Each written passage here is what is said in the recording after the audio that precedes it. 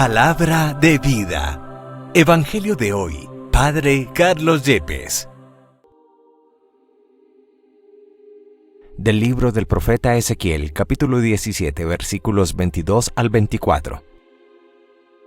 Esto dice el Señor: Yo tomaré un renuevo de la copa de un gran cedro, de su más alta rama cortaré un retoño, lo plantaré en la cima de un monte excelso y sublime, lo plantaré en la montaña más alta de Israel. Echará ramas, dará fruto, y se convertirá en un cedro magnífico. En él anidarán toda clase de pájaros y descansarán al abrigo de sus ramas. Así, todos los árboles del campo sabrán que yo, el Señor, humillo los árboles altos y elevo los árboles pequeños, que seco los árboles lozanos y hago florecer los árboles secos. Yo, el Señor, lo he dicho y lo haré. Palabra de Dios. Te alabamos, Señor. Salmo 92. Qué bueno es darte gracias, Señor. Qué bueno es darte gracias, Dios Altísimo, y celebrar tu nombre, pregonando tu amor cada mañana y tu fidelidad todas las noches. Qué bueno es darte gracias, Señor. Los justos crecerán como las palmas, como los cedros en los altos montes, plantados en la casa del Señor, en medio de sus atrios darán flores.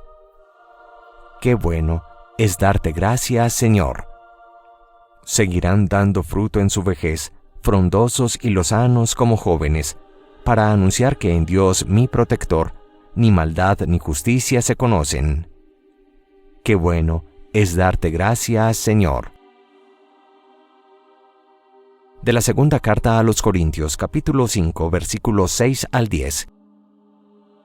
Hermanos, siempre tenemos confianza, aunque sabemos que mientras vivimos en el cuerpo, estamos desterrados, lejos del Señor. Caminamos guiados por la fe, sin ver todavía. Estamos pues llenos de confianza y preferimos salir de este cuerpo para vivir con el Señor. Por eso procuramos agradarle en el destierro o en la patria, porque todos tendremos que comparecer ante el tribunal de Cristo, para recibir el premio o el castigo por lo que hayamos hecho en esta vida. Palabra de Dios. Te alabamos, Señor. Del Santo Evangelio según San Marcos, capítulo 4, versículos 26 al 34. En aquel tiempo Jesús dijo a la multitud: El reino de Dios se parece a lo que sucede cuando un hombre siembra la semilla en la tierra, que pasan las noches y los días, y sin que él sepa cómo, la semilla germina y crece, y la tierra por sí sola va produciendo el fruto. Primero los tallos, luego las espigas, y después los granos en las espigas. Y cuando ya están maduros los granos, el hombre echa mano de la hoz, pues ha llegado el tiempo de la cosecha. Les dijo también: ¿Con qué compararemos el reino de Dios? ¿Con qué parábola lo podremos representar? Es como una semilla de mostaza, que cuando se siembra es la más pequeña de las semillas, pero una vez sembrada, crece y se convierte en el mayor de los arbustos, y echa ramas tan grandes que los pájaros pueden anidar a su sombra. Y con otras muchas parábolas semejantes les estuvo exponiendo su mensaje, de acuerdo con lo que ellos podían entender. Y no les hablaba sino en parábolas, pero a sus discípulos les explicaba todo en privado. Palabra del Señor. Gloria a ti, Señor Jesús. El profeta Ezequiel nos habla de cómo Dios exalta al árbol humilde, cómo lo planta en una montaña alta, echa brotes y da fruto, y se hace un cedro magnífico, donde las aves del cielo de toda clase anidan en él, anidan en sus ramas, y reconocerán todos los árboles del campo, que en ese cedro está la acción de Dios, que humilló al árbol elevado y exaltó al arbusto humilde, porque el Señor lo que dice lo hace. Esta primera lectura de la profecía de Ezequiel en el capítulo 17 nos prepara para comprender mejor el Evangelio de hoy, donde Jesús, el maestro de las parábolas, quiere explicarnos el misterio del reinar de Dios, del actuar de Dios, de la lógica de Dios, del acontecer de Dios en nuestra vida, y se sirve de dos sencillas y simples parábolas, y afirmará que el reino de Dios se parece a un hombre que echa semilla en la tierra. El hombre en la noche duerme, en el día trabaja, y la semilla germina y crece sin que el hombre sepa cómo, porque la tierra va produciendo fruto por sí misma, primero los tallos, luego la espiga, luego el fruto. En una segunda parábola afirmará que el reino de los cielos es similar a la más pequeña de las semillas, un grano de mostaza, que la tenían por 1,5 milímetros de tamaño, de las más pequeñas en el mundo de las hortalizas, pero después de sembrada crece y se hace el arbusto más alto entre todas las hortalizas, que echa ramas grandes donde los pájaros del cielo pueden anidar y alimentarse. De estas dos sencillas parábolas aprendamos 3 enseñanzas universales y eternas para nuestra vida sobre la forma como Dios trabaja en nosotros. La primera: Dios crece en el mundo y en las almas de los hijos de la Iglesia en silencio, esto es, sin ruido, sin show, sin espectáculo. En un mundo donde vivimos precisamente de eso, de la espectacularidad, del ruido de hacernos notar, la acción de Dios en contraposición a las acciones humanas se hace siempre con discreción. Confía en los hombres discretos, desconfía de los hombres que hacen mucha alaraca, porque en el fondo hay mucha forma, poco fondo. Pero hay una segunda enseñanza, la semilla de mostaza, que es la más pequeña en el mundo de las hortalizas, que parece insignificante, está llamada a ser exaltada precisamente por su humildad y a ser el arbusto más grande y a dar vida y alimento a los pájaros del cielo. En el fondo, Dios no se sirve de los importantes, los capacitados de este mundo, sino de gente sencilla, simple, con defectos, quizás para desconcertar, desafiar la lógica de los sábelotodos de esta tierra. En el fondo hay una verdad. Jesús no llama a los capacitados, sino que capacita a los llamados, a los elegidos por Él.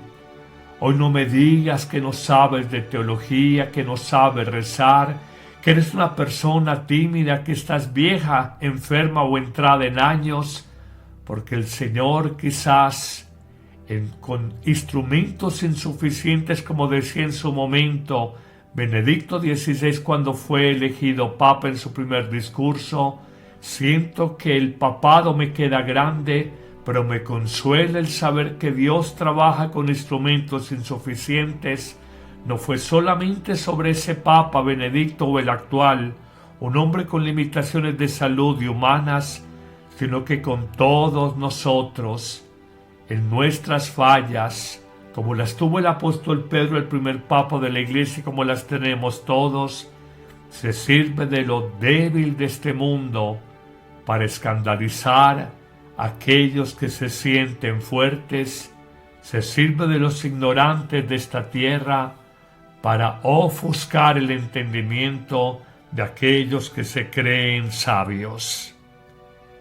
En una tercera enseñanza y final, descubrimos que la obra de justicia, de amor, de paz, de renovación de la humanidad no es la obra ni la acción de la elocuencia y los talentos humanos, no son las estructuras administrativas, no son los planes pastorales en las diócesis, sino que es el Espíritu de Dios el que una vez sembrada la semilla, ella no se detiene, una vez sembrada la palabra de Dios. Después de que el corazón es tierra abonada, fecunda, oxigenada, la palabra de Dios germinará en él. De manera personal quisiera simplemente citar una anécdota. Voy caminando en mis 31 años de sacerdocio y mirando hacia atrás, recuerdo un sacerdote sencillo, de ascendencia campesina, en los años en que yo buscaba afanosamente el rostro de Dios, en que buscaba respuestas a mi vocación. Recuerdo que salía de mi casa, tomaba un bus para dirigirme a una parroquia en el centro de la ciudad de Medellín, y allí escuchaba que el sacerdote ahora fallecido, y le daré su nombre, el padre Tulio Herrera, un hombre sencillo, un gran confesor, un hombre apasionado al celebrar la Eucaristía, cómo marcó mi vida, y así lo veo en retrospectiva 31 años después de mi ordenación sacerdotal, cómo en su amor a la Virgen, en su amor a la Eucaristía, en su amor a la Iglesia, en su trabajo sencillo, cómo envejeció, se deterioró, cómo se gastó hasta el final de la vida celebrando la Eucaristía, confesando y animando las almas, cómo la semilla sembrada en mi corazón en los años de juventud fue suficiente para que Dios siguiera haciendo su obra. Así miles de nosotros podríamos hablar con nombres y apellidos concretos de personas, nuestros padres, su testimonio de vida, buenos sacerdotes, buenos maestros, buenos hermanos, buenos amigos, buenos guías espirituales que nos hablaron con unción, nos tocaron el alma, y aunque su palabra pareció muy simple y muy pequeña, a la manera de una semilla de mostaza, luego creció y formó en nuestras vidas un gran arbusto de mostaza donde podemos dar luz, calor, cobijo, alimento, vida nueva a otros, porque Dios nos ha dado nueva vida a partir de la semilla simple que nuestros antepasados sembraron en nosotros. Que el Señor, en su providencia que ha puesto en tu camino personas buenas, las bendiga a ellas y te bendiga a ti en este día, en el nombre del Padre y del Hijo y del Espíritu Santo.